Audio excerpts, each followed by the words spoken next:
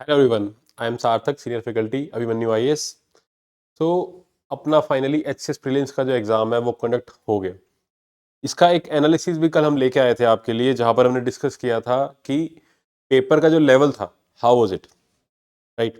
So if I tell you, the level of the exam was definitely difficult. अगर कोई कह रहा है कि वो लेवल इजी था या फिर मीडियम टफ था, so they have not analyse it fully. Because अगर क्वेश्चंस टफ है तो आंसर्स थोड़े डिफिकल्ट थे, अगर आंसर्स डिफिकल्ट है तो क्वेश्चन टफ थे। So we will discuss also आज, थोड़ा सा इसके बारे में थोड़ा सा डिस्कस इसके बारे में भी करेंगे। बट मेन जो आज फोकस है अपनी वीडियो का वो है कि कट ऑफ। बिकॉज आप सब स्टूडेंट जो बहुत क्यूरियस होंगे जानने के लिए कि सर क्या कट ऑफ रहेगी, बिकॉज जिस बच्चे ने अटेम्प्ट किया होगा कट ऑफ की एक एक्सपेक्टेशन जरूर उसके दिमाग में रहती है। So that is the reason आपके लिए वीडियो लेके आए हैं, जहां पर we will be discussing the expected cut off, right, कि कट ऑफ कितनी हो सकती है। श्योर शॉर्ट तो कोई भी नहीं बता सकता आपको, वो तो एचसीएससी बताएगी आपको एग्जैक्ट कट ऑफ क्या है। But yes, based on the level of the exam, right, कितने स्टूडेंट्स अपीयर हुए एंड ऑल, उसके बेसिस पे हम जरूर जज कर सकते हैं कि कट ऑफ कहां तक रह सकती है आपकी, right. So without wasting any time, let's start. कुछ फैक्टर जरूर दिमाग में रखने हैं आपको कट ऑफ से पहले, राइट। सबसे पहले तो लेवल ऑफ एग्जाम होता है, the level of exam, right. Then the second thing is attendance, and the third thing is vacancy, right.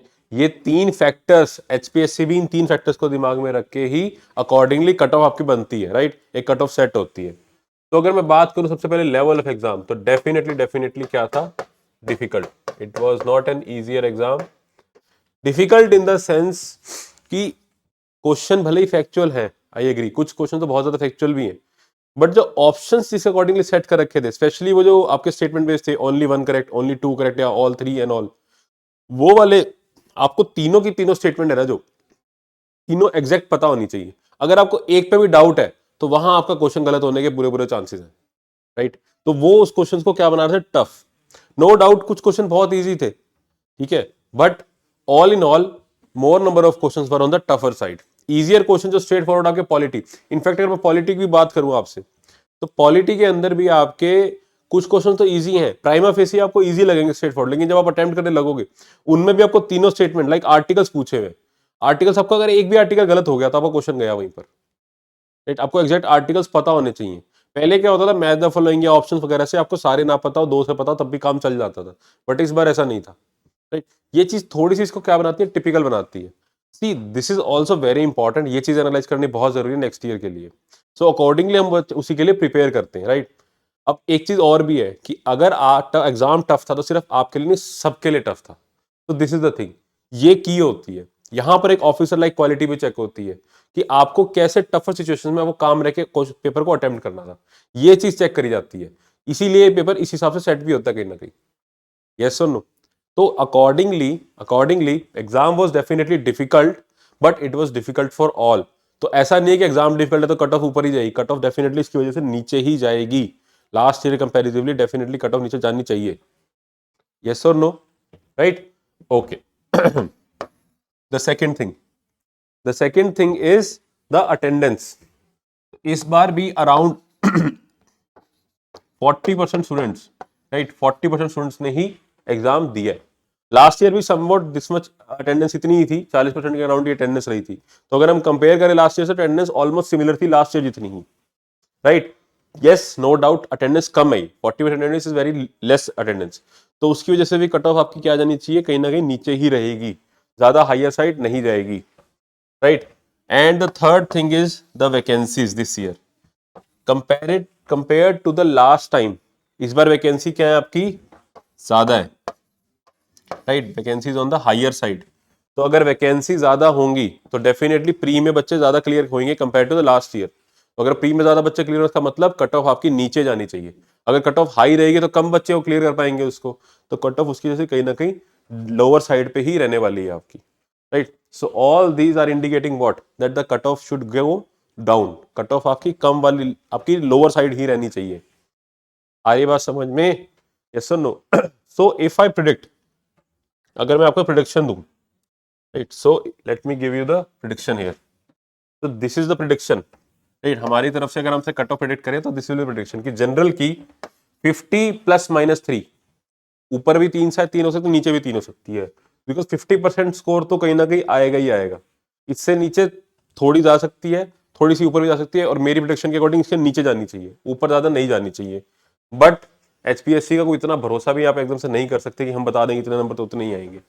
Last year की कट ऑफ भी एग्जैक्टली उन्होंने अब तक डिक्लेयर नहीं करी ऐसा जो आपको बताएं, बट हाँ expected cut of last year की 50 to 55 के बीच में ही है, और इस बार उसके थोड़ी डाउनर साइड ही रहेगी, लोअर साइड ही रहेगी, right. So this will be the cut of for general. अगर हम ईडब्ल्यूएस की बात करें तो somewhat 45 +-3 you can expect, right. OBC की बात करें तो 48 +-3, राइट, क्योंकि जनरल और ओबीसी में ज्यादा डिफरेंस नहीं रहता, 2-3 नंबर का ही डिफरेंस रहता है, राइट। उसके बाद SC ST you can expect 40 +-3। तो this is the prediction, right.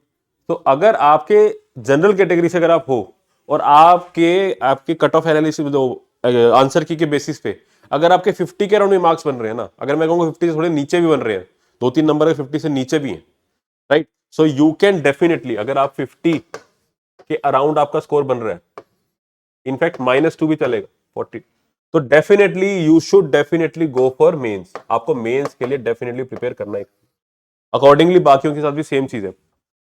But अगर मैं सिर्फ जनरल की बात करूं, अगर आप 50 स्कोर कर पा रहे हैं आंसर की के बेसिस पे, राइट, थोड़ा बहुत अगर आपके 48 भी बन रहे हैं, मैं कह रहा हूं आपको, तो आपको मेंस की तैयारी शुरू कर देनी चाहिए, बिकॉज मेंस का एग्जाम भी बहुत जल्दी होगा। मेंस में भी एचपीएससी अपना डिले नहीं करने वाला, जल्दी अपना मेंस का पेपर भी आ जाएगा, 1-2 दिन के अंदर आपकी आंसर की आ जाएगी, वो बहुत ही जल्दी रिजल्ट भी आ जाएगा, राइट, और आपका फिर मेंस एग्जाम ले लिया जाएगा।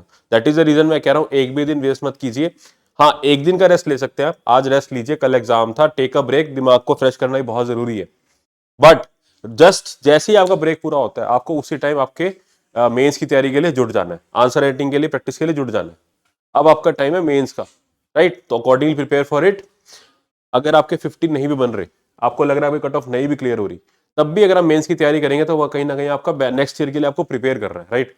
तो आप तब भी ये चीज दिमाग में रख के प्रिपेयर कर सकते हैं कि भाई अगर कट ऑफ नहीं भी क्लियर हो पाती तो नो, उसका कोई हार्म नहीं है। आपकी जो प्रिपरेशन है आपके नेक्स्ट ईयर के प्रिपरेशन के लिए काम आएगी, नेक्स्ट ईयर के एग्जाम के लिए काम आएगी, तो आप पहले से गियर अप रहेंगे, राइट। तो प्रिपेयर कीजिए पूरे फुल जोश के साथ, बिल्कुल भी डाउन होने की जरूरत नहीं है। हाँ, आपको अपनी गलतियों से जरूर सीखना है कि भाई अगर कोई गलती हो गई एग्जाम में, आपके नंबर कम बन रहे हैं, आपको एनालाइज करना है कि कहाँ गलती हुई, कहाँ पे स्कोप था चीजों को ठीक करने का। थोड़ी डिसहार्टनिंग होता है, डिसअपॉइंटमेंट थोड़ी आती है, अगर नहीं भी हो रही बात तो कोई बात नहीं, चिंता करने की कोई जरूरत नहीं है। आपको अपनी वीकनेस पे काम करना है और नेक्स्ट ईयर के लिए प्रिपेयर करना है। I will really suggest next year के लिए, इनफैक्ट आपके मेंस के लिए तैयारी कर सकते हैं, right, start preparing for mains, right. Okay, so this was the cut off analysis, prediction हमारी तरफ से ये थी। अगर आपका कोई भी डाउट है तो आप नीचे कमेंट सेक्शन में से पूछ सकते हैं, but as of far as today video is concern, this is all for today, right. आपसे मिलेंगे नेक्स्ट वीडियो में, until then take care and bye bye, thank you.